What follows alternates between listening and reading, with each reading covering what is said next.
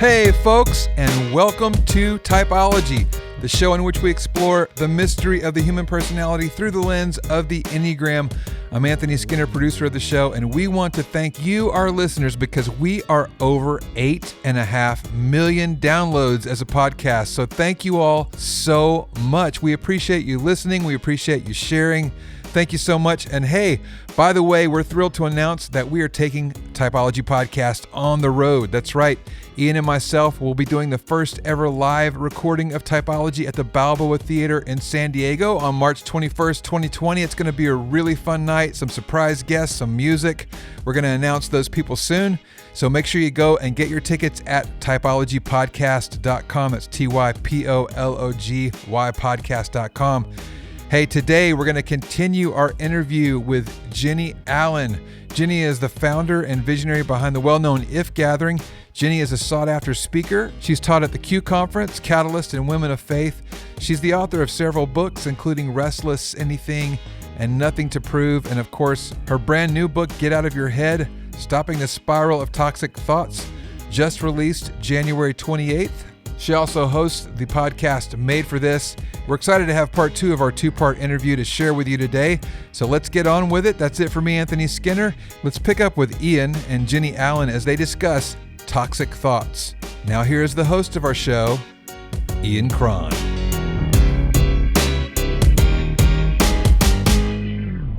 So I back to these toxic thoughts that I think sevens have. Yeah. I was sort of thinking about this morning, like, okay, well, what are some of the toxic thoughts sevens have? See if you relate to any of these. One is, I have to get out of the present moment. Yes. Because the present moment, there's a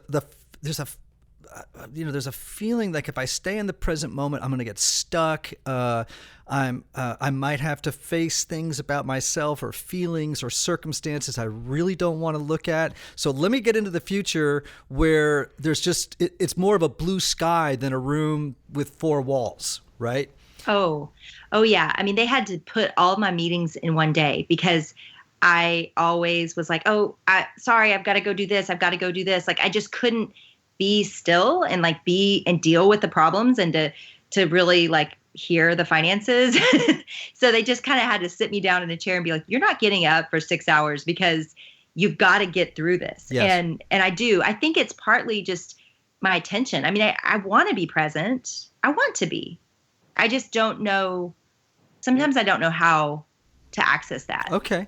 So I think another toxic thought is the next moment contains everything the current one lacks. Okay. Oh, see, now you're turning it to therapy. Well, darn that. Well, darn it. Yeah. Okay. Yeah. How's this one? I'd be happy if others gave me what I wanted. Say that one again. I'd be happy if others gave me what I wanted or allowed me to do what I wanted. Oh my gosh. Yeah. Freedom is my favorite love language. Freedom is just another word for nothing left to lose. Yeah. That's kind of a 7th line right there. How about this one? I will never be satisfied or content, but I'll always make me feel a little deprived.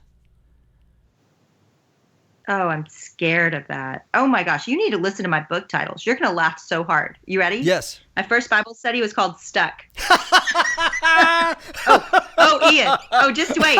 My next Bible study is called Chase. Keep going. Just wait. Just wait. The next one was called Restless. Wow. Yeah, keep going. This is the best day. This is the best moment of my entire day. Okay, and then the next one was Nothing to Prove, which was really accessing my 3 because I still do have like those approval themes in my life. And then, of course, this one is Get Out of Your Head. So, yeah, I think I might be a 7. Yeah, let's close in prayer. Actually, let's take a collection and close in prayer. Oh my gosh! And here's the last one, and I think it's important for 7s to know this. I think another toxic thought that 7s have is fulfillment and contentment lie somewhere outside of me, not on the inside. Oh, I mean, I would say I live as if I believe that. I don't know that Like when you say that, I go, no, that's not true. You know, like my mind and my psyche knows that's not true. But I think my actions would say I believe that. All right. So let's jump back to the book. What are I know you have sort of a compendium of what I would call errant but taken for granted beliefs, right? That people have, toxic kinds of thoughts. What are they? Just kind of give us a précis of the book so that folks know what it's about. Okay. So I saw a disconnect between where I live, which is in Christendom, and the church, and science. And that bothered me because I saw in myself a huge problem.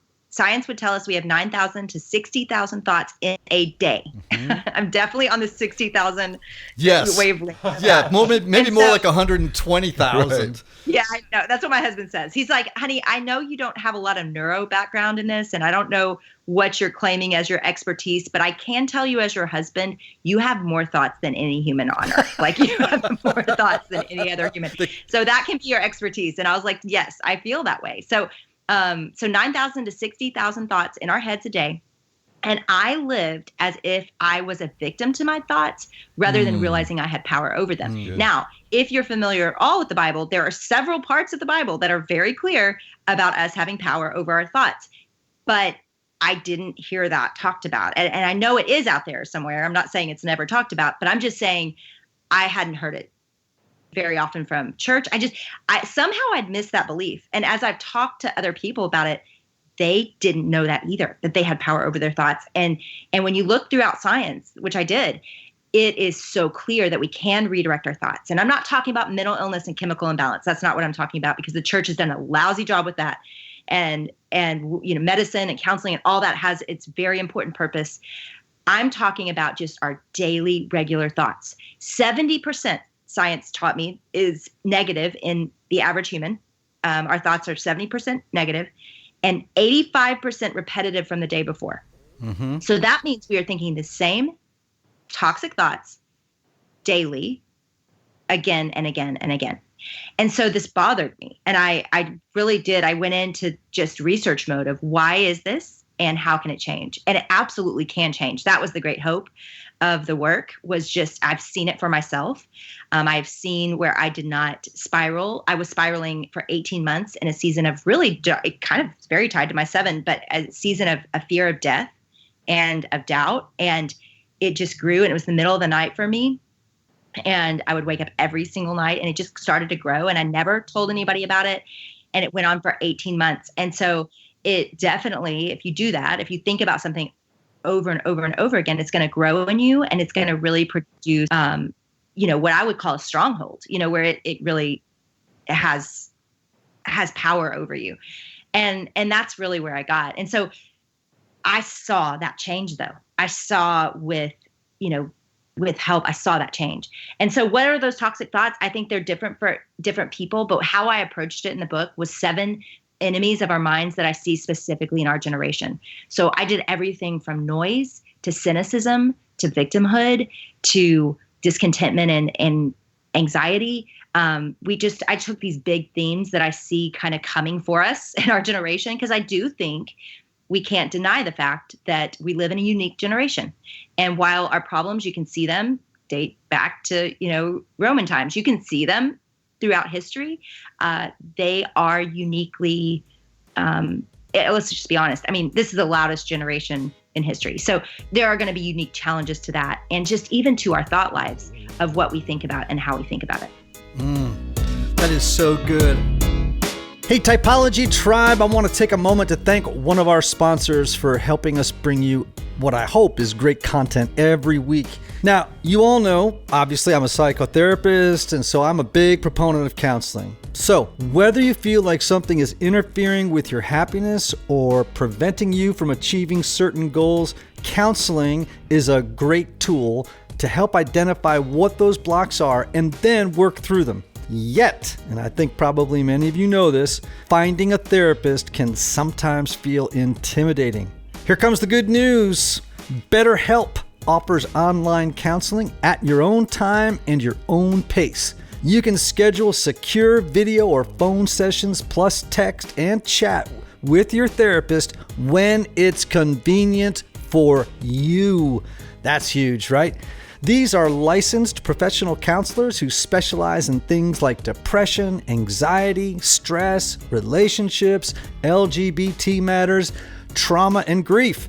BetterHelp has counselors available worldwide and have over 3,000 U.S. licensed therapists across all 50 states. And get this, if you're not satisfied with your counselor for any reason, you can request a new one at any time at no additional cost. Best of all, it's a truly affordable option. And as a special offer for Typology listeners, BetterHelp is offering 10% off your first month with the discount code Typology Podcast. So why not get started today?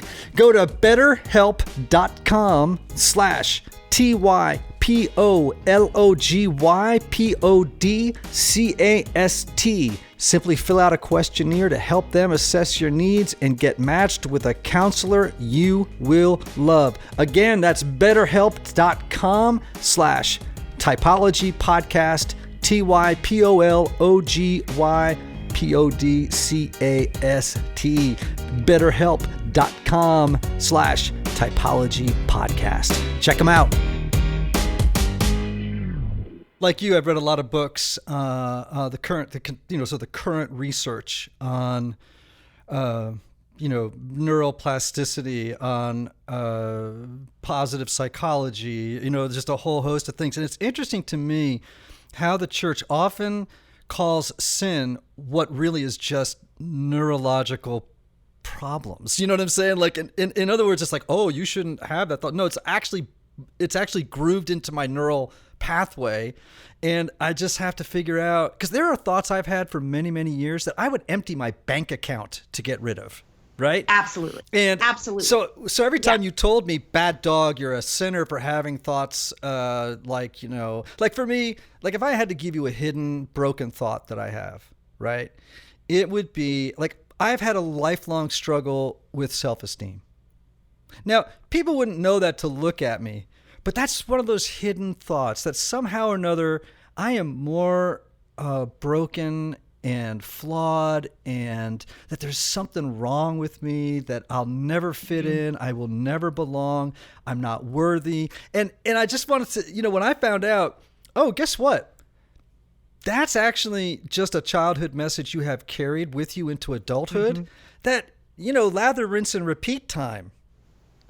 Right? Yeah. And well, I got the shame out of it. Yeah.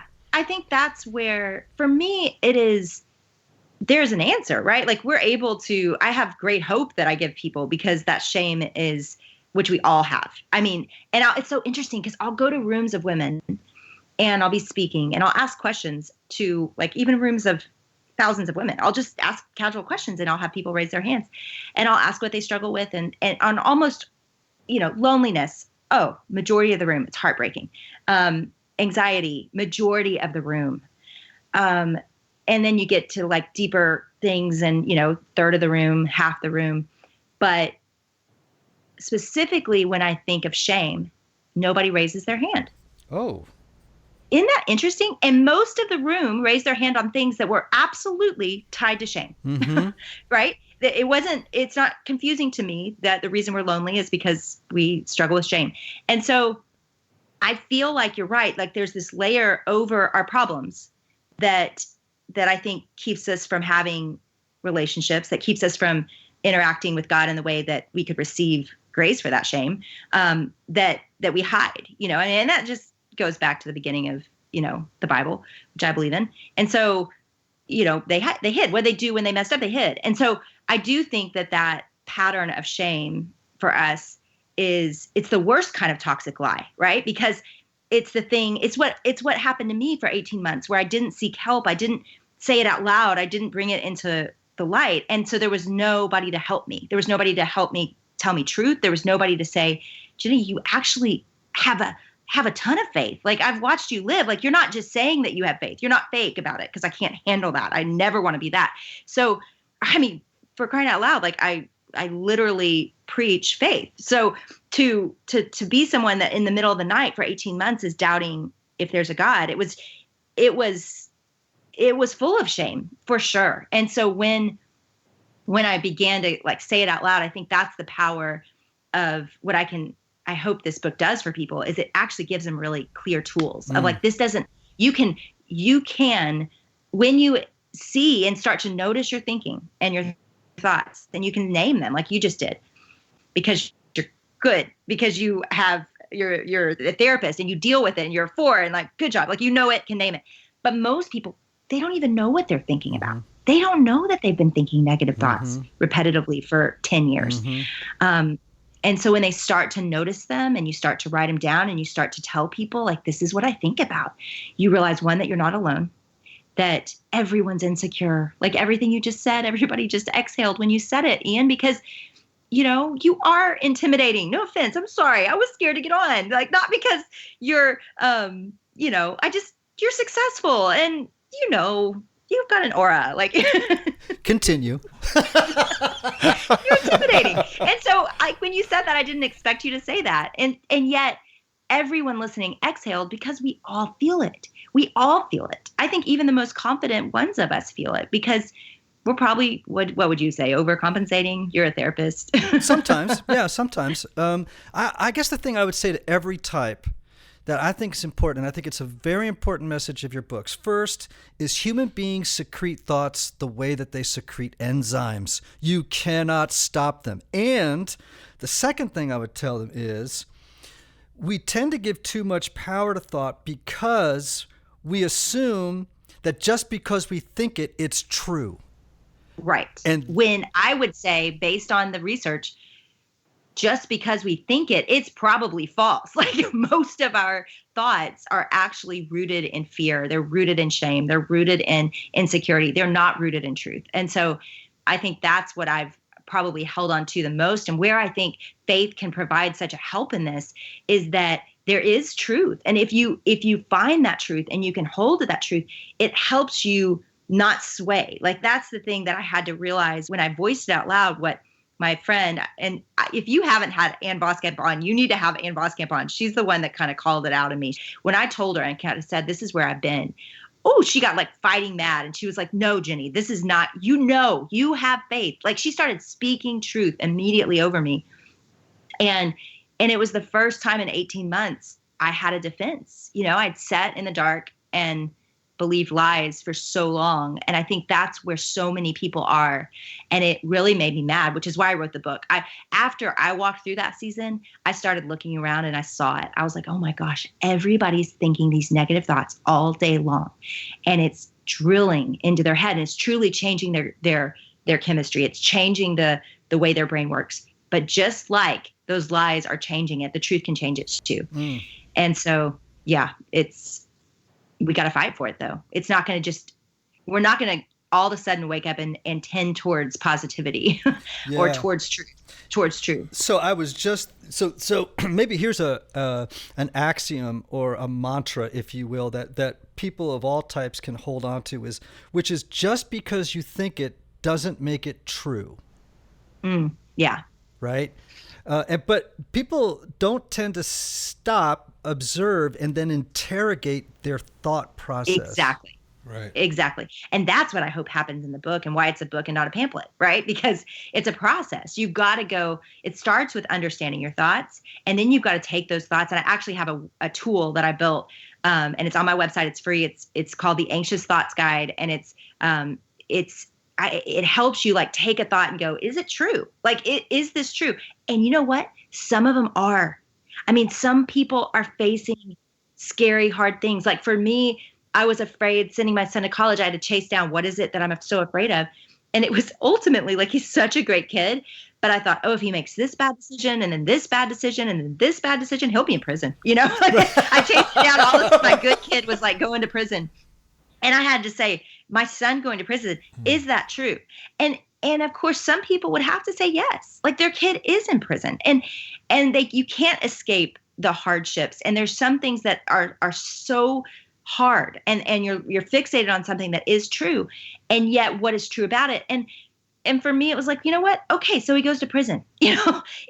Would we survive? Would we all survive? Would he survive? Would I survive? Yes. And I'm like, I do ministry. So I'm like, we'll just go do prison ministry together. Like I could play it forward and realize like, we're going to be okay. And even that thing that may be true that you're fixated on, there is a storyline and a world that contains hope for it. And I think that's what I hope people feel is like, you know what, even if the worst happens, I think it's so awesome. My mind doesn't have to become toxic. Yeah, and I love the fact that a 7 on the Enneagram has something called the Anxious Thought Guide, because you are in the fear triad. Right. Who could better write about anxiety than a so 5, good. 6, or a 7 on the Enneagram? So you have enlightened me on this. I did not know I was in the fear triad. Okay, I forgot that at least. Oh yeah. I need to study. See, you have solved so much for me. So let's, just for the sake of our listeners, right? Let me just run through very quickly, I think, the toxic thoughts of all 9 types. Okay. And I'm just going to give single sentences. I love that. I'm not saying, because I just wrote them down here, I don't want you all to think, as I kind of go through these, that this is necessarily the dominant sort of thought that's toxic in your life, but I think I'll be close on some of them. But I think these are fairly typical of all 9. So for ones, I'm not good and it's not okay to make mistakes. For 2s, it's I can't be loved for who I am. Okay. For 3s, it would be people only value me for what I do, not for who I am inside. For 4s, it would be I'm more flawed and broken than other people, and probably always on the edge of abandonment at any given moment. 5 would be that I'm inept and inadequate, and then my strategy, of course, for feeling adequate is going to be aggregating tons and tons of knowledge. For 6s, I can't trust myself. For 7s, we spoke about it a few moments ago. I think it could be something to the effect that more is better. Or let's just stay with that one. For 8s, it's going to be I'll be betrayed. And for 9s, I'd say it's I'm just not as important as other people. And I think those are sort of 9 toxic thoughts that you might look at through the lens of the Enneagram. Hey everybody, one of the lessons I've learned over the years is that not everybody benefits from a traditional 50-minute counseling session. And this is why some people can go to couples therapy or personal counseling for a long time and never really get anywhere. This is why I'm such a believer of intensive counseling and my friends at Restoring the Soul in Colorado, created by my longtime friend Michael Cusick to help couples or individuals experience deep change in half-day blocks over 1 or 2 weeks. Now listen, if you can't wait months or years to get to the bottom of an issue or to experience breakthrough, you need to get in touch with my friend Michael and his extraordinary team of counselors at Restoring the Soul. If you're looking to get out of the rut you're in, but can't wait months or years, call Restoring the Soul today for a free consultation with Michael's staff. Call 303-932-9777 and learn how their intensive counseling process can help you. As a special bonus, just for Typology listeners, make sure to visit www.restoringthesoul.com/typology to download their PDF called 5 Ways Unaddressed Trauma May Be Derailing Your Relationships. Okay, will you come on my podcast when the book releases and do this with me? Yeah. Because this is so helpful. And I think it's helpful for me to hear the other ones, because so many of those, somebody comes to mind, right? For all of us, when you say a number, you know the person that's a 1, like Jordan Perry, she comes to my mind. Of course, my daughter is a 1 too. She comes to my mind. And poor thing has dyslexia. She's a 1, And so different people come to mind. And I think it's so helpful to know what they're afraid of, especially if it's your kids or somebody you love that you want to help process and help move forward, Yeah, I mean, so let's do it. Yeah, I mean, I, as a therapist, as a priest, I'm always telling people, I think part of my job is to help save people time. And, yes. I think by helping people understand their fears and some of their toxic thinking, we can save them time in life. by getting over things that are hindrances and obstacles to joy and to fullness. And so I think that's so much a part of our lives. I was just reading to my kids last night, Anne Lamott's Bird by Bird. Yes. And she has a great little illustration where she basically breaks these voices down, and as little mice drops them in jars and screws lids on the top. Yes. And turns the voice up and then turns the voice all the way down. Yeah. And it's powerful. It's a really powerful illustration. Here's something I do with when I used to have clients. Yeah. Right. I'd say, write down your fears. Right. And then I would say, every time you start to have them, I want you to sing them aloud to the tune of Happy Birthday. That's so good. That's amazing. You know, so if you were thinking, I have to have everything right now. If I don't, my life is going to be terrible. And all of a sudden what happens is it sort of begins to shrink them, and you start to laugh at the fears that are old and arcane and don't mean anything. That's good. That's really good. Right. So I have one last question for you. Can I ask you one? You were going to say something. Go ahead. Well, I was going to say, I think that's the power of us saying it out loud. Like when I said all those fears about death and about God and like all these doubts I was having, I said them out loud and I started laughing at myself like immediately. And this had been in the dark in my head for months, but I said it out loud and I heard myself say it and I was like, that's stupid. And I think that's the power of saying it out loud is we go, you know what? That really isn't as true as it is in my head. Mm-hmm. Yeah. And so actually, yes. Happy birthday. Yeah, sing it to the tune of Happy Birthday. Yeah, externalizing the problem is sort of a theme for me. Is okay. Let's actually name the problem. So sometimes when I'm talking to someone, I'll say to them, "Okay, let's name the problem." Right, and so the problem may be this is a problem. May be my I'm not worthy story, and I say to them, "Okay, let's actually put that on the table and talk to it." Versus continually internalizing it and thinking to ourselves, it's inside me, it's got me in this grip. I'm like, no, it's not. Let's just put it on the table in front of us and actually talk to it versus talk about it. Mm-hmm. Well, and that is the one line. If people say, sum up your book in one line, it's this. We are in charge of our thoughts. Our thoughts are not in charge of us. Like we need to start bossing them. We need to start saying like, quit. And so now, like in the middle of the night, I still will wake up a lot. But when I start to have those thoughts, I'm like, that's not true. Like I will say out loud what is true and I will fight it rather than just like let myself, because in the book, I call it a spiral, that we just spiral into these things and the spiral, it contains more than our mind. The spiral contains our emotions. It contains our behaviors. It contains our relationships.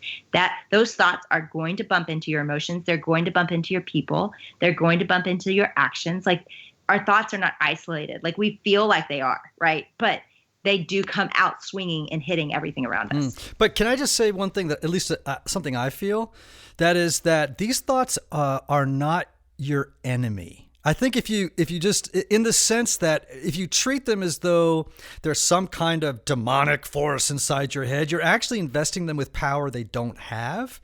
I think thoughts are more vaporous than they are, like a rock. Well, it's right. And for me, it's like we give the enemy more power. Like, exactly. I think that's what I had done for all that time was we have more power over it than we think. Right. And I think that though for me, it is, I do think I tend to, I do think lies have a source. I do. Mm-hmm. And I think the enemy loves to lie.